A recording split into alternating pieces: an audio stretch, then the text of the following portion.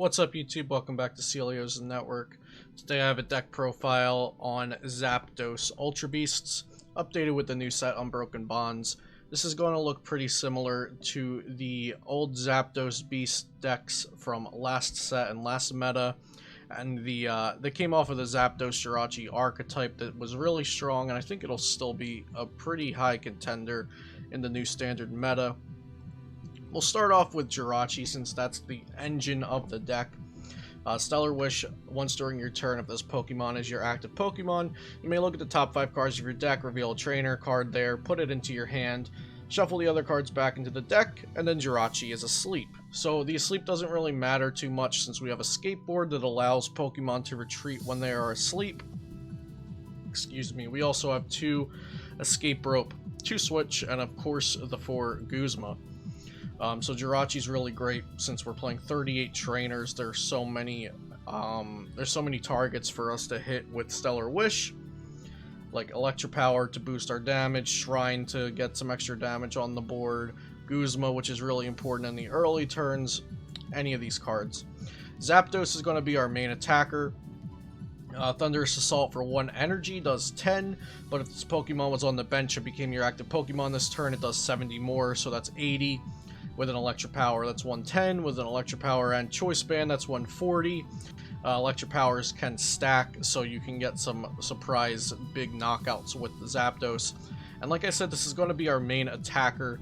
We only have 3 in the deck. We play 2 Rescue Stretcher though, so if it's a matchup where you're trying to only attack with Zapdos and none of your techs are really effective, you can chain the Zapdos pretty well. On to our Ultra Beast attackers, starting off with Buzzwole from Forbidden Light. Sledgehammer for 1 fighting energy does 30 damage. If your opponent has exactly 4 prize cards remaining, this attack does 90 more damage. So that's 120 for 1 energy on the Sledgehammer turn when your opponent's at exactly 4. With a Beast Energy, that's 150. With a Choice Band, that's 180. The damage really adds up fast for just 1 energy attacks in this deck. Next is Nihilego, which is really cool. Nightcap, you can use this attack only if your opponent has exactly 2 prize cards remaining. Choose one of your opponent's Pokemon's attacks and use it as this attack. So you can choose any attack on your opponent's board and use it for just 1 energy with Nihilego. If it is a GX attack, it does count as your GX attack for the game. And if you've already used a GX attack, you cannot copy a GX attack with Nightcap. So modifiers like Choice Band and Beast Energy do add on though to the attacks. So if you're copying something like Knuckle Impact that does 160, your Beast Energy will make it do 190, your Choice Band will make it do 220 as long as you're hitting into a GX Pokemon. So you can copy really strong attacks with Nightcap as long as your opponent is at exactly 2 prize cards. Next is a new Ultra Beast in the deck, Kartana from Unbroken Bonds. Only 70 HP, Grass type, which is new for the deck, and it has free retreat, which is really nice. Big Cut for a Grass Energy does 10 damage, but if you have exactly 4 prize cards remaining, this attack does 120 more damage, so that's 130. And then with a Beast Energy, that's 160. With a Choice Band, that's 190. Another attacker that just does insane amounts of damage for only 1 energy.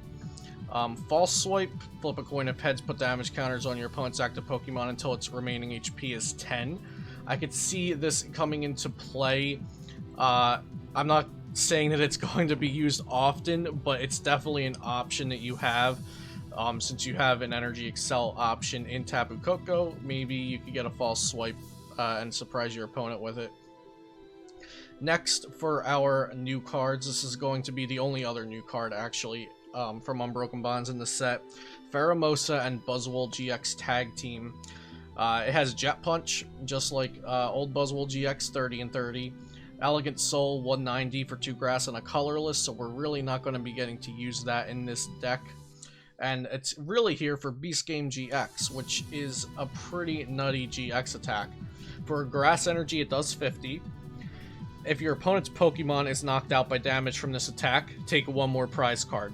If this Pokemon has at least 7 extra energy attached to it, take 3 more prize cards. So we won't be getting that second part out of it, but Beast Game GX for 50 damage, and if it knocks something out, you take an extra prize. So with all of the chip damage that we're doing in this deck with these moderate damage output Pokemon like Zapdos or a Sledgehammer on Sledgehammer turn or what have you, we are usually going to be leaving beefy Pokemon with some HP left, so we can come in with a surprise Beast Game GX and take an extra prize. If it's a tag team Pokemon, we're taking 4 prizes if we knock something out with Beast Game GX.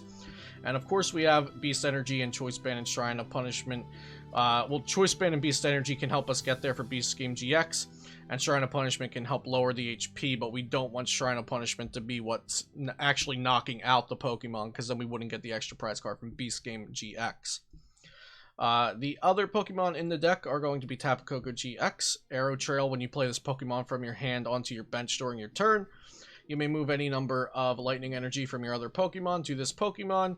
If you do, switch this Pokemon with your active. So this is good against decks that are going to have a lot of energy on the board, like Reshizard, Guardy, Pikarom, because you can use Tapu Thunder GX. This attack does 50 damage times the number of energy attached to all of your opponent's Pokemon, and that damage really adds up quick, especially you have Electropowers and Choice Bands to help just reach the numbers you need to hit with Tapu Thunder. And Rainbow Energies will switch over to Tapu Koko GX. If you already have rainbows on the board, they count as lightning, since it does not say basic lightning energy. And lastly, for the Pokemon, we have Tapu Koko Prism. It's just here for its Dance of the Ancients attack, or ability, sorry. Once during your turn, if this Pokemon is on your bench, you may choose 2 of your benched Pokemon and attach a Lightning Energy card from your discard pile to each of them, and then you send Koko to the Lost Zone. So this can help power up, it can help get energy on the board for Tapu Koko GX's Energy Trail, or, I'm sorry, Arrow Trail. Could also just set up 2 Zapdoses for upcoming turns. So that is it for the Pokemon, a nice array of different attackers here. For the trainers, I'm not going to get too into them since this deck has been covered before, and the trainers, nothing new. There's no Unbroken Bond trainers in this deck, but I have added a 3rd Shrine of Punishment since there are more high HP Pokemon in the meta now, like Guardy, Sylveon, Pheromosa Buzzwole, Reshizard, and we need more damage. We need all the damage we can get onto the board. And in the same vein, I've added to Professor Kukui. Draw 2 cards, and then your attacks do 20 more damage, just in the attempt to get more damage onto the board. But other than that, the trainers and supporters have not changed too much. And then we just have the basic 4 lightning, 4 rainbow, 1 beast energy. And then we also have the Energy Lotto kind of as like a 10th out to an energy. Since we can't run 5 rainbows, it's effectively trying to be something along those lines to get us the rainbow when we need it, since all of our tech attackers need rainbow or beast energy to attack.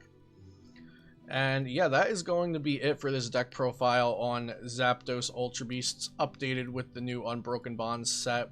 I hope you guys enjoyed it. Be sure to click subscribe if you haven't already, and check out some of the other videos over to your right. I'll export this list and put it in the description below in case you guys want to import it, and you can do that pretty easily. I'll see you next time here on Celio's Network.